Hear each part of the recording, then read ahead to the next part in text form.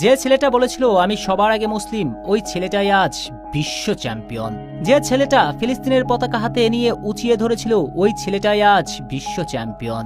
Donald ট্রাম্পের দেশে চ্যাম্পিয়নের মুকুট মাথায় তুলল। মাঠে নামার আগে সৃষ্টিকর্তার কাছে স্বপ্ন পূরণের জন্য প্রার্থনা করেছিলেন, মহান সৃষ্টিকর্তাও দিলেন তার স্বপ্নের পূর্ণতা। হ্যাঁ, যে ছেলেটা স্পেনের মুসলিম বিরোধীদের বিপক্ষে একাই লড়াই করেছিল, ওই ছেলেটাই তো আজ বিশ্ব চ্যাম্পিয়ন। বলছি 19-এর দুঃসাহসী যুবক লামিনে ইয়ামালের কথা। যখন শেষ মৌসুমে বার্সেলোনা খেলোয়াড়রা ট্রফি হাতে নিয়ে উদযাপন করেছিল, তখন ছাদখোলা বাসে লামিনে ইয়ামাল ফিলিস্তিনের পতাকা হাতে নিয়ে দাঁড়িয়েছিলেন।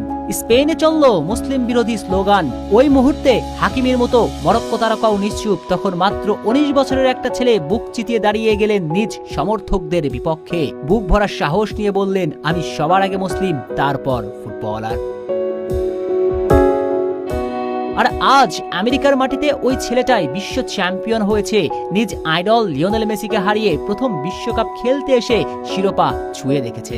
স্পেনের মুসলিম বিরোধীরা যারা লামিনকে ব্রু দিয়েছিলেন, আজ কি তারা লামিনের শ্রেষ্ঠত্ব মানবেন?